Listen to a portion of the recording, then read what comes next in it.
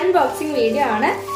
ഇത് കാണുമ്പോൾ നിങ്ങൾക്കൊന്നും മനസ്സിലാവുന്നുണ്ടാവില്ല, പക്ഷെ ഇത് കുഞ്ഞ് അൺബോക്സിംഗ് ആണെങ്കിലും വലിയൊരു സംഭവമാണ് കേട്ടോ. അത് എത്രത്തോളം സക്സസ് ആവുമെന്നൊന്നും അറിയില്ല, നമ്മള് യൂസ് ചെയ്ത് നോക്കിയാൽ മാത്രമേ അറിയുള്ളൂ. അപ്പൊ എനിക്കൊന്ന് അൺബോക്സ് ചെയ്ത് നോക്കാം.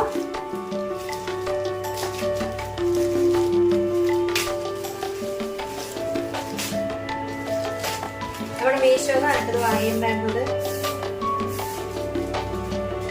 ഇങ്ങനെ കണ്ടാൽ ചിലപ്പോൾ നമുക്ക് മനസ്സിലാവൂല. ഇനി ഞാൻ അപ്പൊ ഇത് എന്താണെന്നല്ലേ, ഇത് നമ്മുടെ ഫ്രിഡ്ജില് ഒട്ടിക്കാനുള്ള സ്റ്റിക്കറാണ് കേട്ടോ. അപ്പൊ നമ്മുടെ ഫ്രിഡ്ജിന്റെ അവസ്ഥ ഞാൻ കാണിച്ചു തരാം നിങ്ങൾക്ക്. അപ്പൊ ഇതാണ് കേട്ടോ നമ്മുടെ ഫ്രിഡ്ജിന്റെ അവസ്ഥ എന്ന് പറയുന്നത്. ഡോറിന്റെ സൈഡൊക്കെ നല്ലോണം തുരുമ്പ് പിടിച്ചിട്ടും അവർ ഞങ്ങൾ വേറെ സ്റ്റിക്കറൊക്കെ ഒട്ടിച്ചിട്ടാണ് ഇരിക്കുന്നത്. അപ്പൊ ഇത് നമ്മുടെ ഫ്രിഡ്ജിൽ ഒട്ടിക്കുന്ന സ്റ്റിക്കറാണ് കേട്ടോ.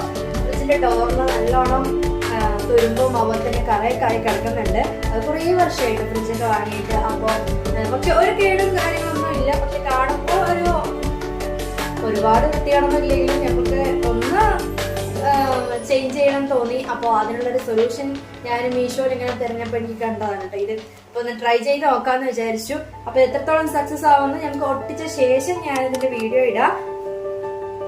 നമുക്ക് എന്തായാലും ഒന്ന് യൂസ് ചെയ്ത് നോക്കാം കേട്ടോ.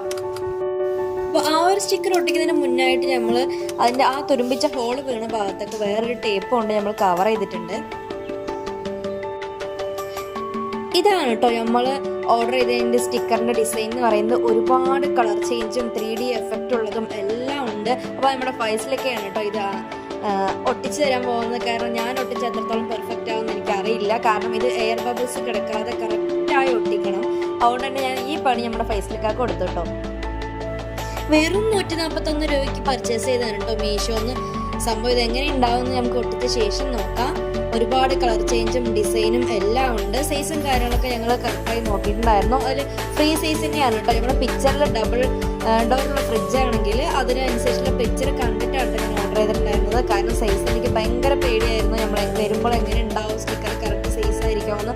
പക്ഷെ പെർഫെക്റ്റ് ആയിരുന്നു കേട്ടോ. നല്ല കറക്റ്റ് ആയിരുന്നു സൈസും കാര്യങ്ങളും.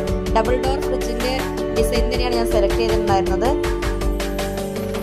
അത്യാവശ്യം നല്ല ക്വാളിറ്റി തന്നെയാണ് കേട്ടോ. വാട്ടർ പ്രൂഫ് ആണ്, അതുപോലെ നല്ല ക്വാളിറ്റി ഉണ്ടായിരുന്നു. ഫൈസിലേക്കൊക്കെയാണ് കേട്ടോ ഞാൻ ഈ ഒരു പണി കൊടുത്തിട്ടുണ്ടായിരുന്നു.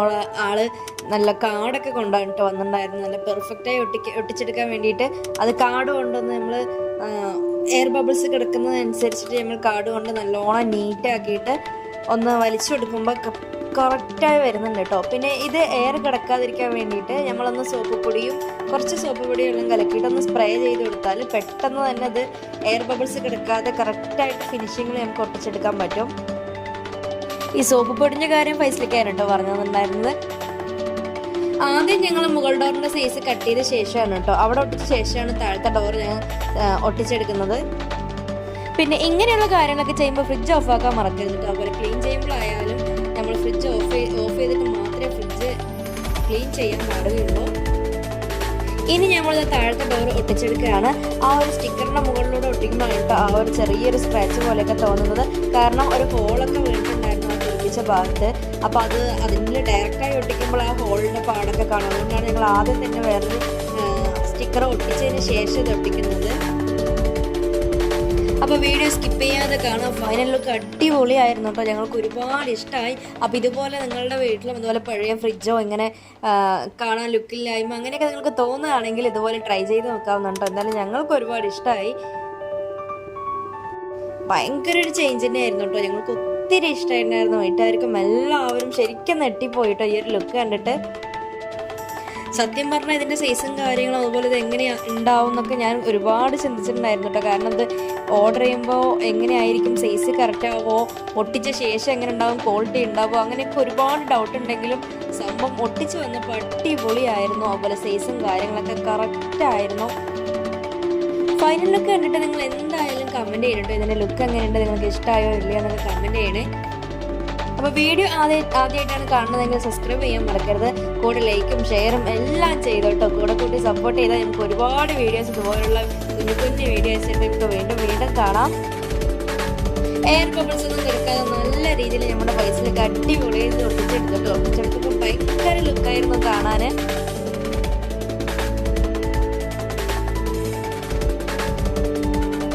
ഇനി നമ്മൾ കട്ട് ചെയ്തെടുക്കുന്ന നമ്മുടെ ഡോറ് തുറക്കാനുള്ള ആ ഒരു ഭാഗത്തേക്ക് ഒട്ടിച്ചു കൊടുക്കുകയാണ്.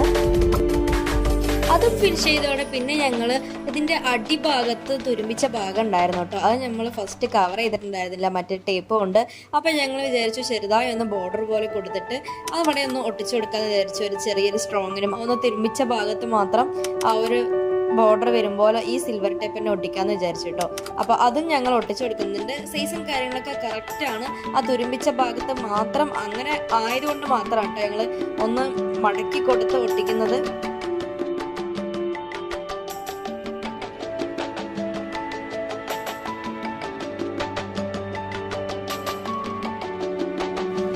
അങ്ങനെ അതുകൂടി ഒട്ടിച്ചെടുത്തപ്പോൾ നമ്മുടെ ഫ്രിഡ്ജിന്റെ കംപ്ലീറ്റ് ലുക്ക് റെഡി ആയിട്ടോ.